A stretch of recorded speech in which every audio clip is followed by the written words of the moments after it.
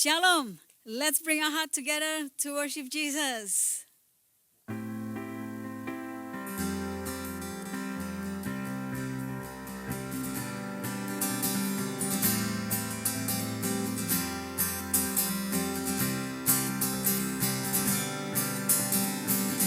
This is not performance, Lord, I pray it's worship. Empty word I can't afford.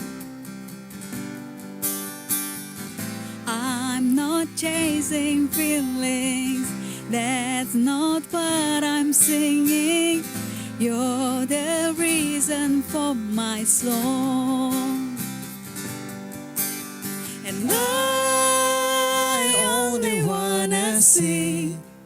If I sing with everything, if I sing for you, my King. Oh, I can't imagine why I would do this all for hype, 'cause it's all to lift you high. Come on, gents, lift your praise.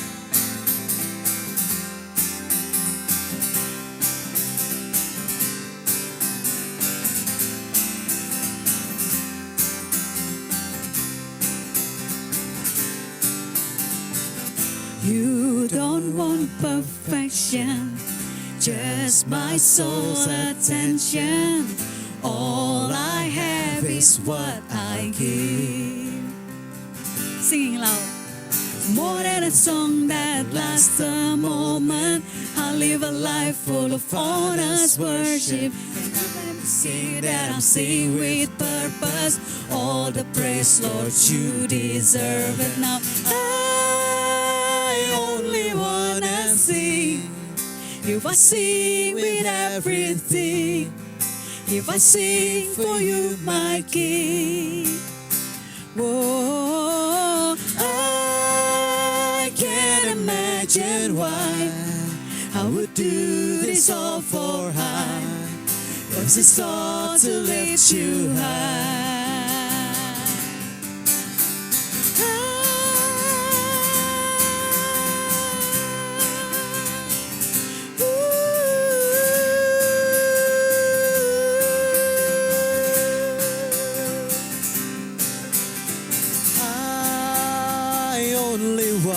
Sing.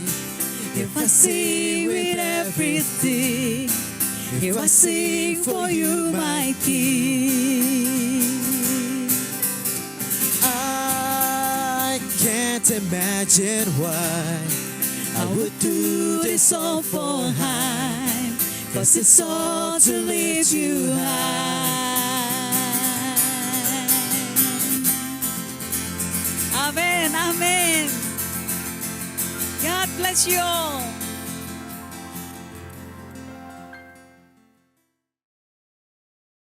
Hidup di era new normal bersama Roh Kudus. New normal adalah istilah baru yang berarti perubahan perilaku manusia setelah pandemi virus corona atau COVID-19 akan mengubah kehidupan sehari-hari, kehidupan berbisnis, kehidupan bergereja, dan area-area lainnya yang juga akan kena dampak. Berapa besar pengaruhnya dan apa yang akan ada menjadi tidak ada. Dan apa yang tidak ada menjadi ada. Apa yang normal menjadi tidak normal. Dan seterusnya. Untuk itu saya percaya kita perlu sekali pertolongan Roh Kudus. Berbicara mengenai Roh Kudus merupakan topik yang sangat menarik tetapi penuh kontroversial.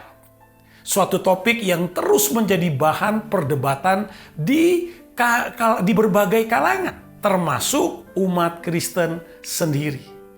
Perdebatan ini menghasilkan sejumlah pendapat yang bervariasi. Sementara itu sejumlah besar orang Kristen sama sekali tidak mengerti mengapa hal ini diperdebatkan, diributkan, dan dipermasalahkan. Maka khotbah hari ini secara sederhana akan membahas Roh Kudus, tetapi bukan untuk diperdebatkan dan juga bukan untuk membuktikan yang paling benar, melainkan untuk menyadarkan setiap kita bahwa pekerjaan Roh Kudus begitu nyata, tidak bisa diabaikan. Tanpa campur tangannya di dunia ini, tidak ada yang dapat kita lakukan untuk membawa dunia kepada Sang Juru Selamat. Tanpa Roh Kudus, kita tidak bisa mengajar secara efektif. Kita juga tidak bisa memahami hal-hal yang rohani. Jadi, pengajaran dan pemberitaan mengenai Roh Kudus juga jangan sampai terhalang dan terhambat dengan alasan apapun. Dengan mengenal siapa Roh Kudus, diharapkan kita mampu menerjemahkannya dalam situasi saat ini, di sini, dan dapat menjawab berbagai pergumulan hidup yang kita sehari-hari hadapin. Tentu juga untuk menghadapi masuk zaman era new normal. Berbicara atau membahas Roh Kudus tidak dapat dilepaskan dari hari Pentakosta. Hari Pentakosta tidak lama lagi kita akan rayakan. Hari Pentakosta terjadi 50 hari setelah kebangkitan Tuhan Yesus Kristus dan 10 hari setelah kenaikan Tuhan ke surga. Pentakosta berasal dari kata Yunani yang berarti ke-50.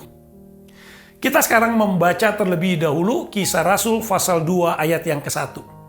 Ketika tiba hari Pentakosta, semua orang percaya berkumpul di satu tempat.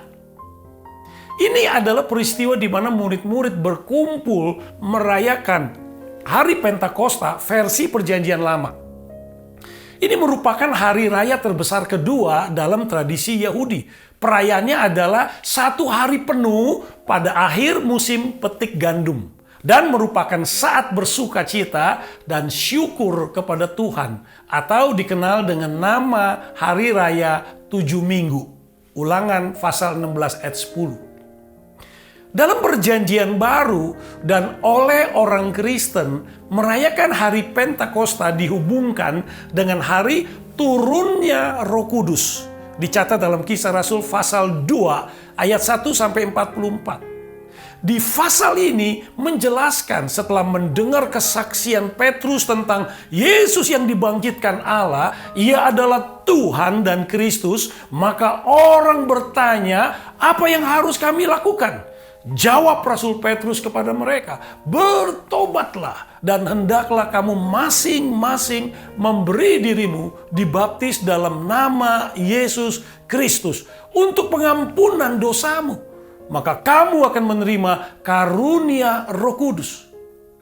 Orang-orang yang menerima perkataannya itu memberi diri dibaptis. Dan pada hari itu jumlah mereka bertambah kira-kira 3.000 jiwa. Peristiwa ini disebut dengan lahirnya gereja mula-mula. Gereja lahir di hari Pentakosta, hari pencurahan Roh Kudus. Jadi kehidupan gereja dan orang percaya tidak bisa dipisahkan dengan Roh Kudus. Kita bahas poin yang pertama, mengenal kekayaan Roh Kudus. Pernah ada sebuah artikel berjudul Negara Terkaya di Dunia. Dalam artikel itu dijelaskan bahwa negara tersebut memiliki tambang emas terbesar, memiliki cadangan gas alam terbesar, hutan tropis terbesar, memiliki lautan yang luas, memiliki jumlah penduduk terbesar keempat di dunia, memiliki tanah yang subur, dan memiliki banyak pemandangan alam yang eksotis yang tidak dimiliki negara lain. Tahukah Anda negara yang dimaksud? Mungkin ada di antara kita yang tidak menyadari bahwa negara yang dimaksud adalah Indonesia. Ingat Kus Plus, grup band terkenal di masa saya remaja. Jadi kalau Anda pernah mendengar lagu ini, artinya Anda sudah pada tua. Angkatan usia 50 tahun ke atas. Dan mereka pernah menyanyikan lagu syair, lagunya kurang lebih seperti ini nih. Saya ingat-ingat nih. Orang bilang tanah kita tanah surga, tongkat kayu dan batu jadi tanaman.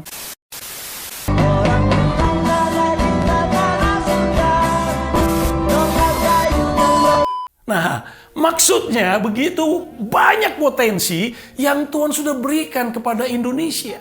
Harus dikenali, harus digali, harus dimanfaatkan dengan baik untuk kepentingan masyarakat dan bangsa yang lebih luas. Hal yang sama sering terjadi dalam kehidupan sebagai orang Kristen. Tidak menyadari dan tidak mengenal berkat besar yang Tuhan nyatakan dan janjikan dalam pekerjaan Roh Kudus bagi kehidupan orang percaya. Untuk itulah kita perlu memahami siapa Roh Kudus itu dan pekerjaan Roh Kudus dalam kehidupan orang percaya. Sehingga kita tidak diombang-ambingkan oleh pengajaran-pengajaran yang kurang tepat. Apa yang saya akan bagikan kali ini dan seterusnya ke depan akan dibahas mengenai seri Roh Kudus yang telah saya hidupi dan alami selama 37 tahun melayani. Bahkan terpanggil kembali untuk menempatkan Roh Kudus dalam pelayanan ke depan. Itu yang saya dapatkan dari Roh Kudus dalam masa COVID-19 ini. Maka saya ingin kembali membahas tentang Roh Kudus ini dalam perayaan Hari Pentakosta ke depan ini. Poin yang kedua, siapakah Roh Kudus? Siapakah Roh Kudus itu? Dengan menggunakan kata ganti orang yaitu siapa, menunjukkan bahwa Roh Kudus adalah satu pribadi. Di bawah ini akan lebih detail, akan dijelaskan. Karena ada sebagian pendeta dan pengajaran yang mengajarkan bahwa Roh Kudus sebagai suatu kuasa mistik. Jadi penuh misteri tersembunyi. Ada yang mengajarkan Roh Kudus adalah kuasa Allah yang sedang bekerja. Jadi tenaga aktifnya. Ada yang berkata Roh Kudus itu adalah semata-mata semacam zat yang dapat memenuhi orang. Ada juga yang berkata Roh Kudus lebih rendah dari Yesus. Dan Yesus lebih rendah dari Bapa.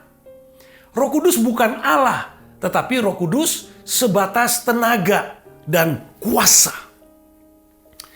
Oleh karena itu, marilah kita melihat apa yang dikatakan Alkitab sebagai satu-satunya sumber tertulis dari Allah yang dapat dipertanggungjawabkan. Karena penulisannya diilhamkan oleh Allah lewat Roh Kudus. 2 Timotius 3 ayat 16. Maka setiap kali kita membaca firman-Nya, kita perlu meminta bimbingan dan pertolongan kepada Roh Kudus untuk bisa mengerti. Maka saya percaya setiap kita akan diberi hikmat dan dibukakan serta ditolong untuk mengerti firman-Nya. Kita bahas sekarang 2.1. Roh Kudus adalah Allah. Roh Kudus adalah Allah. Kisah Rasul pasal 5 ayat 3 ke 4. Dalam ayat ini, Petrus menegur Ananias.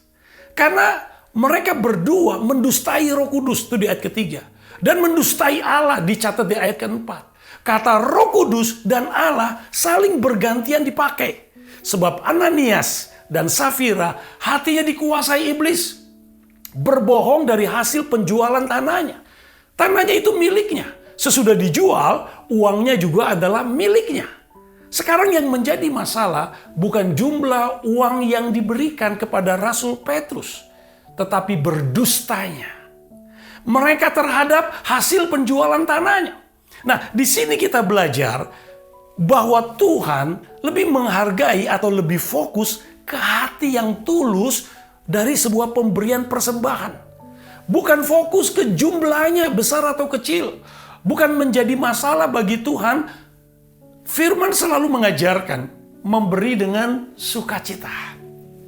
Dengan hati yang bersyukur. Nah, di sini kita belajar bahwa hati bisa dikuasai iblis. Maka jangan biarkan hati kita kosong. Harus diisi oleh Roh Kudus. Untuk itu kita perlu mengenal Roh Kudus dengan baik dan benar. Karena di hati orang harus ada satu penguasanya. Tidak bisa dikuasai dua tuan. Matius 6 ayat 24. Kita pilih kepada siapa hati ini kita serahkan untuk dikuasai. Kita ingin menyerahkan hati kita kepada iblis atau kepada Tuhan. Poin kedua, ayat kedua yang kedua, Roh Kudus adalah pribadi. Roh Kudus adalah sebuah pribadi karena dia memiliki akal budi, perasaan dan kehendak. Roh Kudus dapat berduka.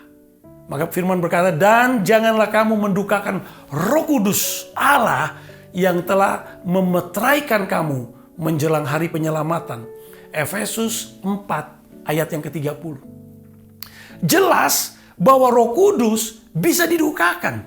Jadi tidak perlu kita sekolah teologi untuk mengerti hal ini. Seperti kita semua mempunyai orang tua, punya pasangan, punya bos yang di pekerjaan, kita tidak mau membuat mereka semua itu berduka. Apa yang membuat orang tua kita berduka atas anaknya? Kalau anaknya berbuat kejahatan, anaknya sakit, anaknya gagal, anaknya kecelakaan, dan itu mendukakan hati orang tua. Demikian pula kita bisa membuat duka Roh Kudus. Seperti yang diberikan penjelasan di beberapa ayat di konteks Efesus 4, 25, 32 ini. Ayat 25-nya. Karena itu buanglah dusta dan berkatalah benar seorang kepada yang lain. Karena kita adalah sesama anggota. Buanglah dusta. Karena dusta mendukakan Roh Kudus. Sama halnya orang tua kita akan berduka kalau anaknya berkata dusta. Orang yang dikuasai Roh Kudus berkata benar. Ingat, berkata benar akan menyelamatkan kita dari berbagai masalah. Selama saya melayani mengembalakan gereja selama 37 tahun, biasanya keributan atau masalah itu timbul, dimulai dengan berkata dusta. Yang tidak, atau diperhalus dengan kata yang kita sering dengar, gosip. Gosip adalah dusta. Berkata tidak benar atas sesuatu berita atau kejadian, atau sama sekali tidak ada kejadiannya, tidak ada beritanya, lalu dibuat-buat.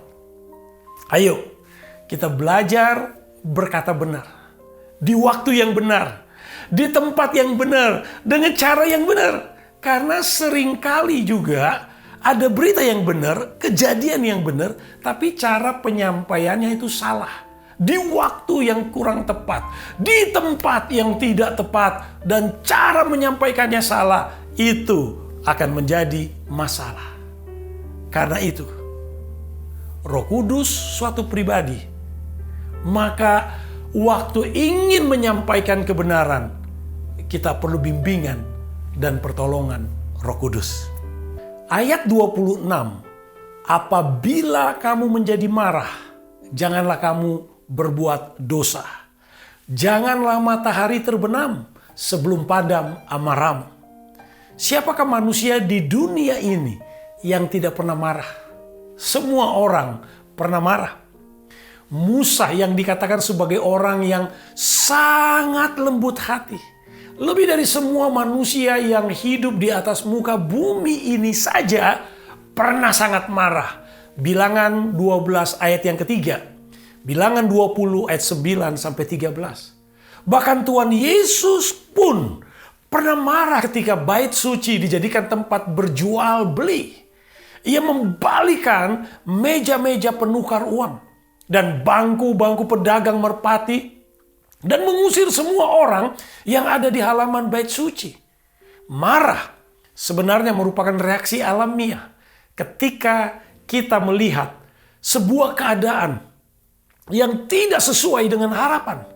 Amarah bisa muncul karena suatu keadaan dianggap sudah melebihi batas dan kita tidak lagi bisa menahan kendali atas emosi.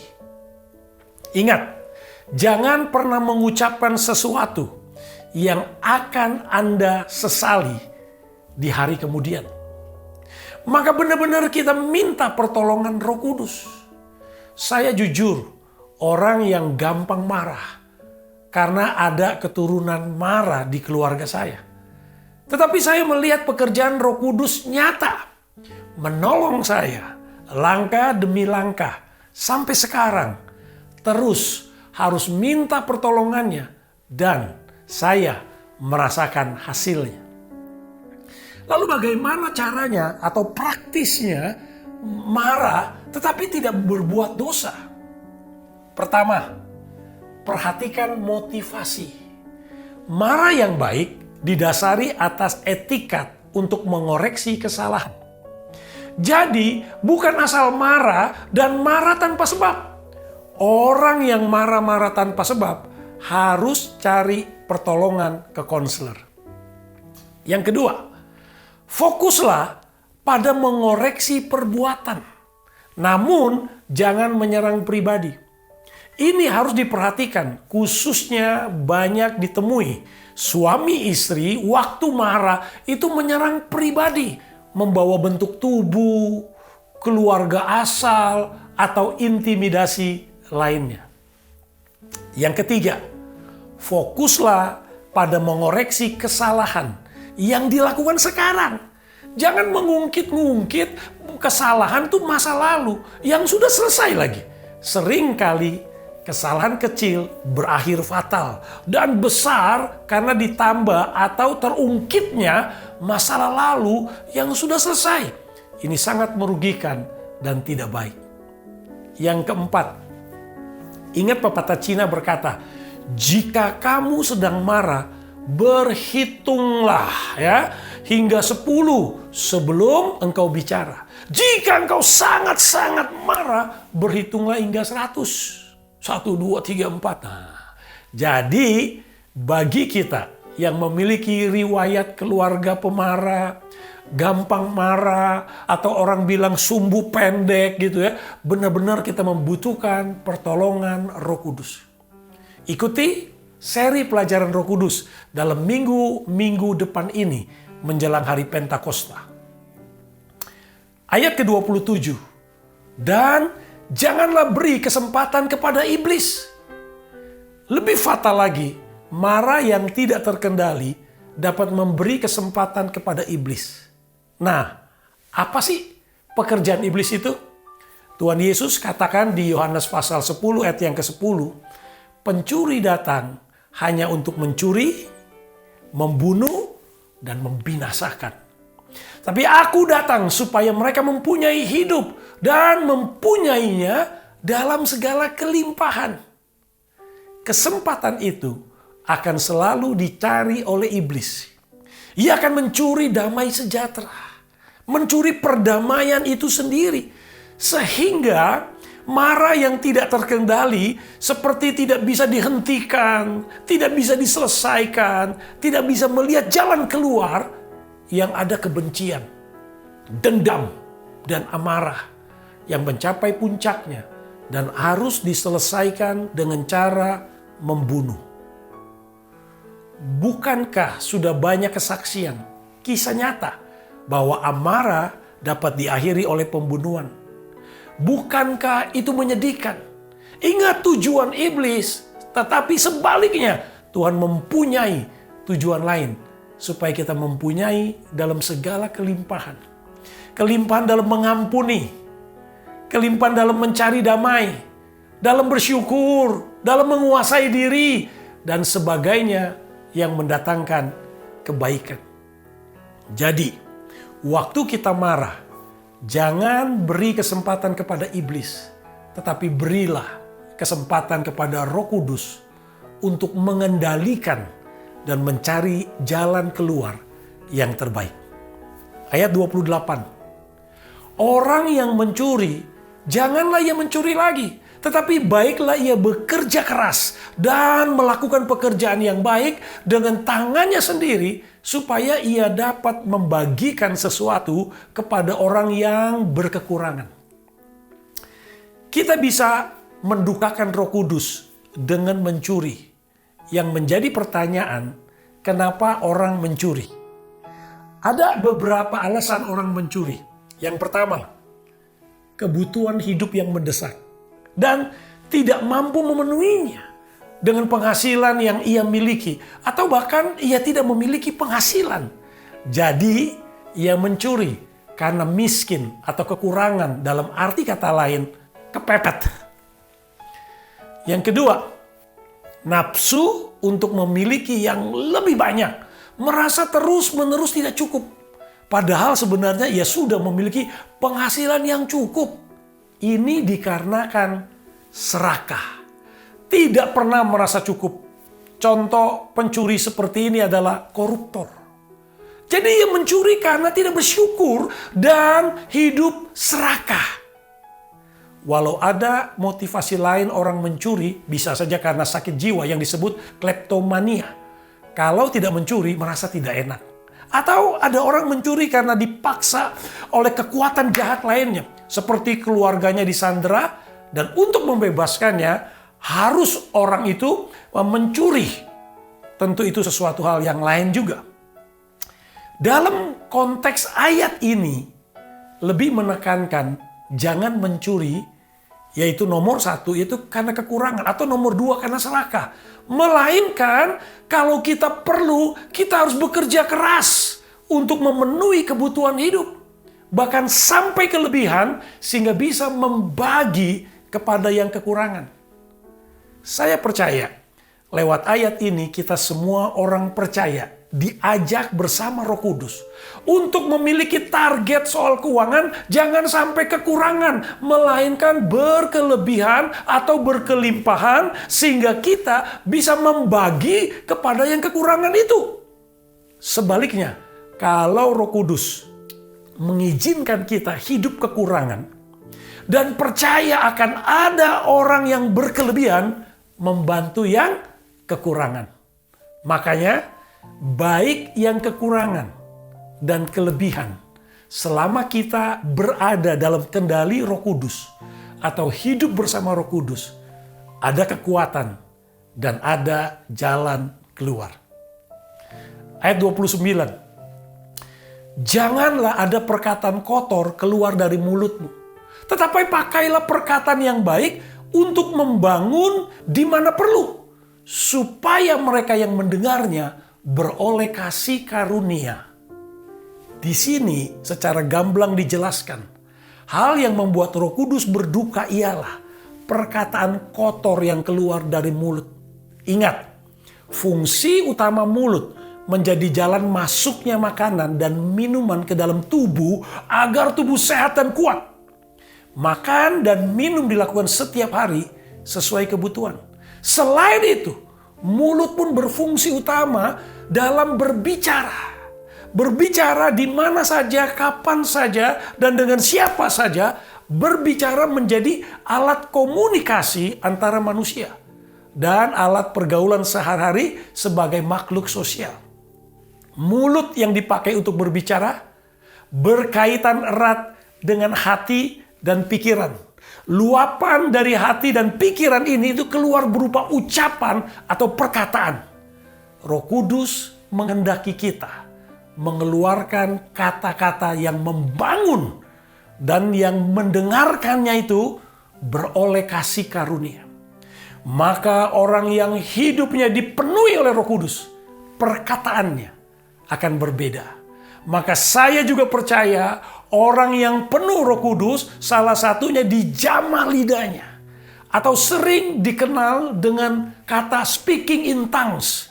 Nanti kita akan bahas dalam serial pelajaran pengenalan akan Roh Kudus berikutnya. Ayat 30. Dan janganlah kamu mendukakan Roh Kudus Allah yang telah memeteraikan kamu menjelang hari penyelamatan. Jadi sekarang kita sudah mengerti bahwa Roh Kudus adalah Allah sendiri, bagian dari Tritunggal yang dapat dijelaskan, digambarkan dengan Allah di tengah-tengah, ya. Anak adalah Allah. Bapa adalah Allah. Roh Kudus adalah Allah. Roh Kudus bukan anak, anak bukan Bapa, Bapa bukan Roh Kudus. Satu gambar yang saya percaya ini menjelaskan Tritunggal secara jelas, gamblang, dan buat saya ini sangat tepat sekali. Dan Roh Kudus adalah sebuah pribadi yang hidup. Nah, kalau selama ini kita tidak menghargai kehadirannya di dalam kehidupan kita, seperti kekayaan potensi bangsa Indonesia yang begitu kaya, tetapi tidak dimanfaatkan dengan baik dan benar. Maukah kita mulai sekarang dan seterusnya, khususnya minggu depan ini, kita memperingati hari Pentakosta dengan belajar lebih sungguh, lebih mengenal siapa Roh Kudus, khususnya masa virus corona ini menjadikan kita semua ingin lebih dekat, ya, ingin lebih mengenal siapa Roh Kudus yang sangat diperlukan dalam kehidupan yang serba tidak pasti ini. Apa yang saat ini sedang dibicarakan new normal. Mari kita memulai new era, new normal dengan lebih bergantung dan lebih berharap hidup new normal bersama Roh Kudus. Karena tanpa Roh Kudus kita tidak bisa buat apa-apa. Mari kita berdoa. Bapa, memasuki era baru yang disebut new normal. Dunia penuh ketidakpastian, dan di saat-saat seperti ini kami berterima kasih kepada Bapa yang telah memberikan Roh Kudus kepada kami, anak-anak-Mu. Ampuni kami jika selama ini kami kurang menghargai, kurang mengerti, dan tidak hidup bersama Roh Kudus. Kami lebih percaya diri kami sendiri, pengalaman kami, dan kepintaran kami. Biarlah memasuki era baru ini, new normal ini, kami ingin hadapi dan berjalan bersama Roh Kudus. Maka kami mengundang dan mempersilakan Roh Kudus memimpin hidup kami. Memasuki dimensi kehidupan baru. Apapun dan siapapun yang kami hadapi di depan, kami tidak takut. Karena kami tidak berjalan sendiri, tetapi kami berjalan bersama Roh Kudus. Terima kasih Bapa untuk Roh Kudus-Mu. Dalam nama di atas segala nama hamba berdoa, yaitu nama Tuhan Yesus Kristus. Amin. Sampai ketemu kesempatan ibadah online yang berikutnya. Tuhan memberkati.